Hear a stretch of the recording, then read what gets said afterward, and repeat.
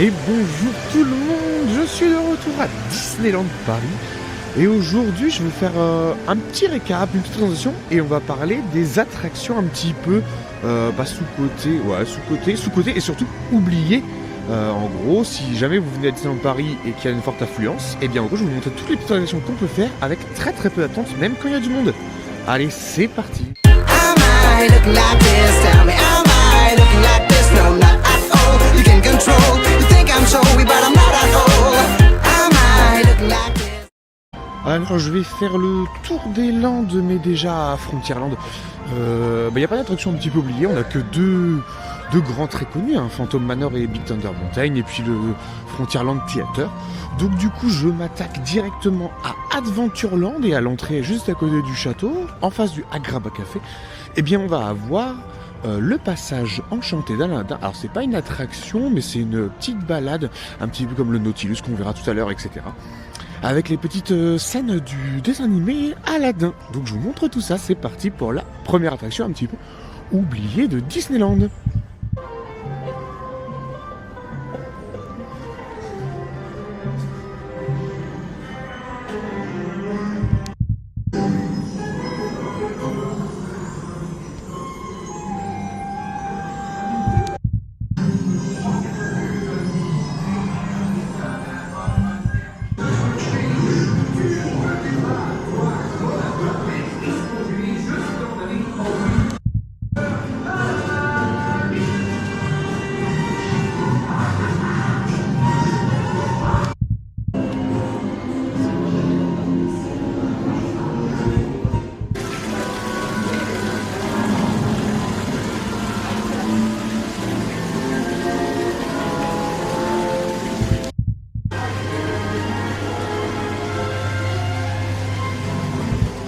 Je viens juste de sortir du passage enchanté d'Aladin.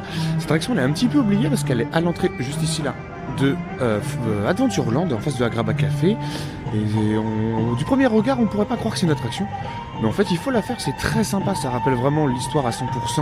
Là dans une petite scénette, c'est très sympa, c'est au chaud en plus et il n'y a vraiment jamais personne. Il n'y a même pas de temps d'attente sur l'application je crois.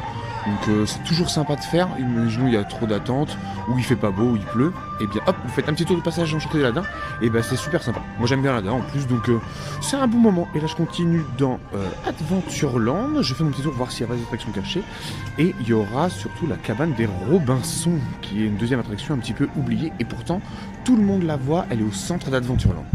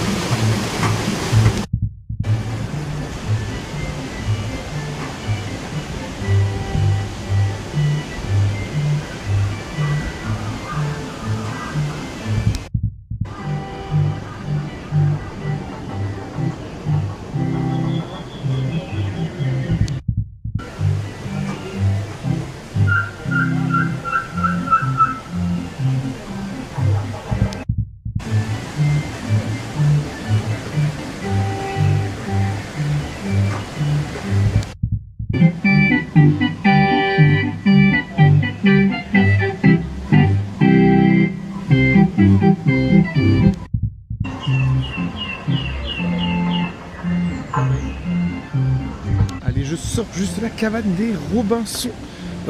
Attendez, attendez. Voilà. Alors, cette cabane de Robinson. Alors attention déjà par rapport aux attractions, celle-là n'est pas PMR. Comme vous voyez, c'est dans un arbre. Donc du coup, eh bien, les PMR ne peuvent pas y accéder. Il y a beaucoup d'escaliers. Ça réchauffe quand il fait froid. C'est bien, mais c'est très sympa à faire. Et en plus, c'est en hauteur. Donc on a vu un petit peu sur Indiana Jones, sur le restaurant Colonel Acti, un petit peu Frontierland. Et puis bien sûr, tout le côté Fantasyland.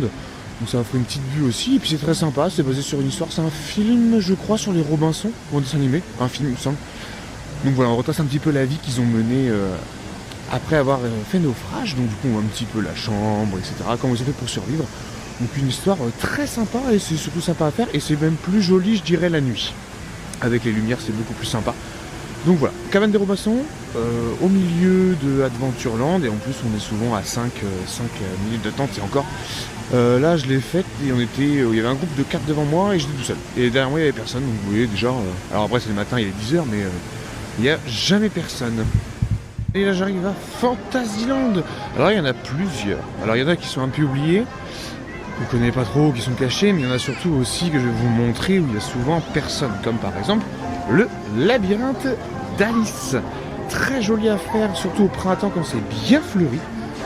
Et bien le labyrinthe d'Alice, il faut savoir qu'il y a des temps d'attente, mais en fait ça circule bien, parce que en fait c'est un grand labyrinthe géant, plus le château de la Reine de Cœur. Du coup ça circule bien, il y a un grand flux, donc il n'y a jamais grand monde, c'est jamais la queue, donc c'est toujours sympa à faire. Il est juste derrière moi, juste ici. Ouais, en plus il y a le soleil dans les yeux, en plus il fait beau, c'est ça qui est bien quand il fait beau, c'est super.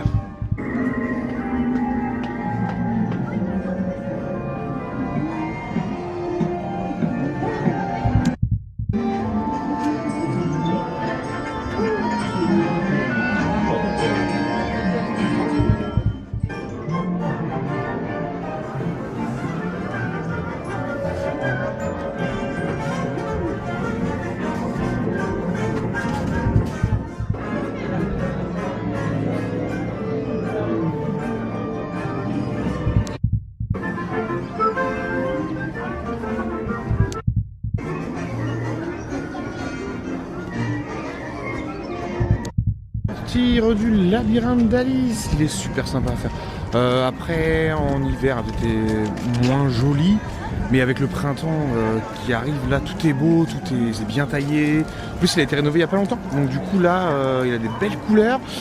C'est très sympa et très ludique pour les enfants, c'est très drôle en vrai, ça rappelle bien Alice au Pays des Merveilles. Et du coup là j'ai pas été, mais on accède aussi au château qui donne un point de vue panoramique sur Fantasyland. Donc très sympa à faire, il n'y a pas grand monde, c'est un bon flux, ça circule bien. Et du coup on continue en même temps avec les attractions un petit peu oubliées où il n'y a pas trop de monde. Et bien juste derrière moi, Mad Hatter Teacup, c'est une attraction classique.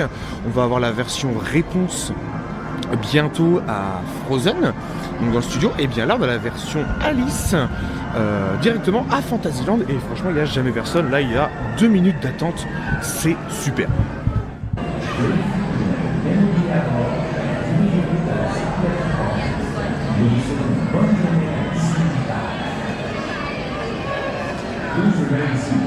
Du carrousel de Lancelot, juste là.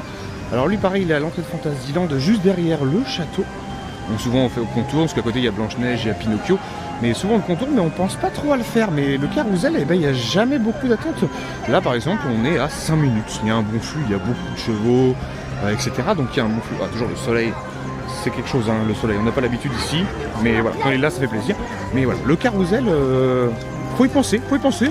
Pour les petits aussi, c'est sympa, c'est un classique. Dans tous les parcs, il y a des petits carousels, mais il est sympa.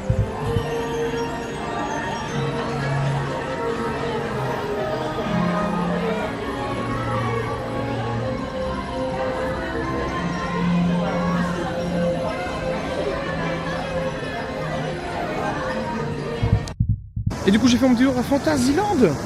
Regardez comme c'est joli quand même derrière là.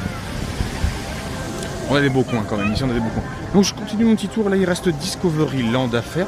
Il n'y en a que une, parce qu'après Space Mountain c'est connu, Autopia, Buzz, Star Tour et en plus c'est fermé. Mais voilà, il reste le mystère du Nautilus que je vous montre ça, qui est aussi très oublié cette attraction, il n'y a jamais personne. Mais pourtant elle est... C'est pas ma préférée, mais pourtant elle est sympa. Il faut la faire quand vous êtes sur le parc, quand vous avez le temps, il faut la faire. Et après du coup on fera le tour aussi au studio, parce qu'il y a pas mal de petites attractions un petit peu oubliées, un petit peu délaissées, où il n'y a pas grand monde. Et au final, quand on fera le compte à la fin, ça fait quand même pas mal d'attractions à faire, sans faire d'attente, même à forte affluence. Et ça, c'est plutôt sympa.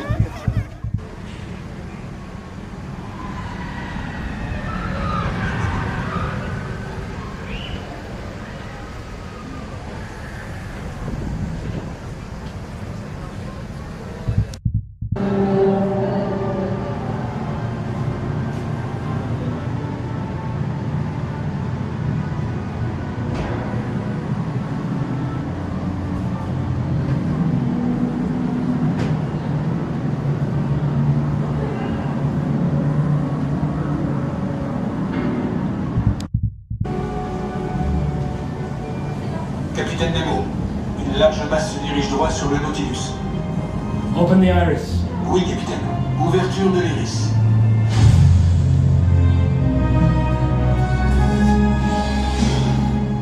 Extraordinaire. C'est une baleine à bosse. And a big humpback at that. I venture it must be 30 tons or more.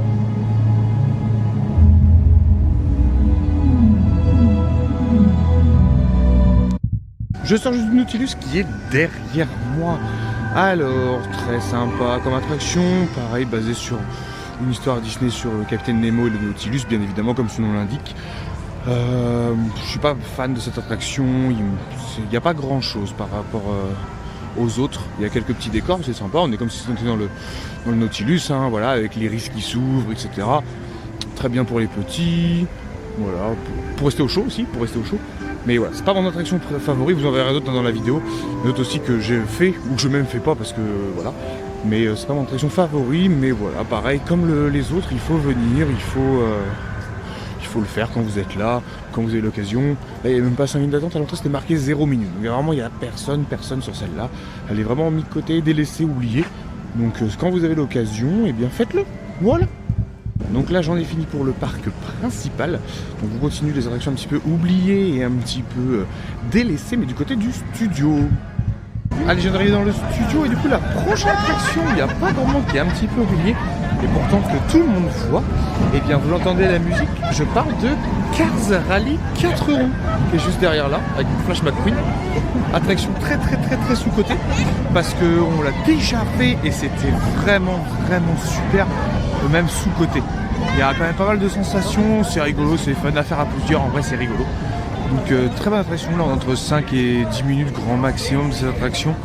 Donc foncez-y quand vous avez l'occasion au studio, surtout qu'il y a, avec les travaux actuellement, il y a pas mal de zones un peu serrées où il y a de la foule et tout. Donc profitez-en de faire Cars 4 roues parce que vous allez passer un petit bon moment, c'est pas long, c'est rigolo, c'est pour tout le monde. Voilà, c'est des petites voitures qui tournent, c'est très sympa, très sympa. Voilà, moi je valide, c'est dans les attractions que je fais régulièrement parce que c'est une très bonne attraction.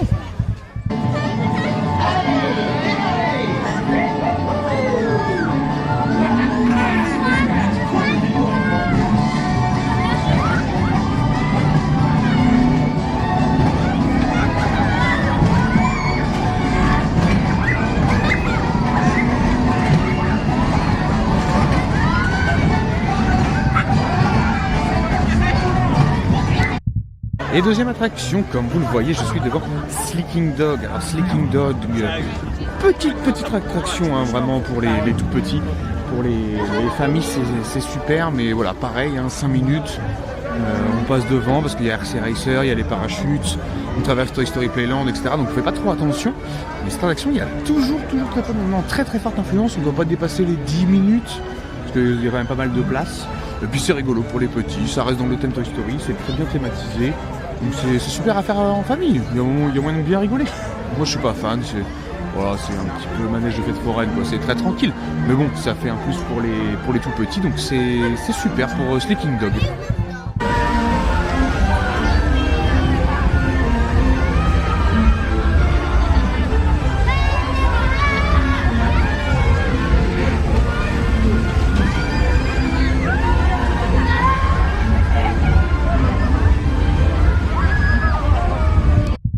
Et bien sûr la dernière attraction du studio qui est un petit peu délaissée de côté, elle est très loin. Il faut savoir qu'elle existe. En plus elle ne remporte pas un franc succès. Il y en a qui l'aiment, il y en a qui ne l'aiment pas, il y en a qui préfèrent l'ancienne version. Vous avez reconnu, du coup je parle bien sûr de Cars Road Trip. Je suis pas fan, je la trouve un peu inutile par rapport à Studio Tram Tour qu'il y avait avant. J'ai du mal à passer à ça où il n'y a vraiment pas grand chose. Heureusement qu'il y a le canyon quand même, mais voilà. Pour amuser les petits, c'est sympa, ça reste sur la franchise Flash McQueen, enfin Cars plutôt. Donc pour les petits, en vrai, c'est rigolo, ça raconte une petite histoire, etc. Mais voilà, mais pour les grands, il n'y a pas... C'est pas ce qu'il y a de plus distrayant. Mais voilà, elle aussi, toujours à 5 minutes, parce que c'est des longs bus, donc en vrai, ça va très vite. Et au niveau du début, c'est rapide aussi. Donc voilà, dernière attraction, Cars Road Trip.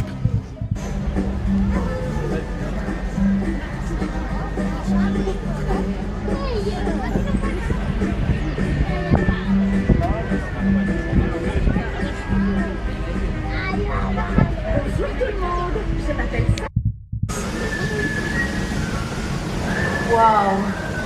This canyon is so beautiful and calm. Seulement en apparence. Wow, quelle allure!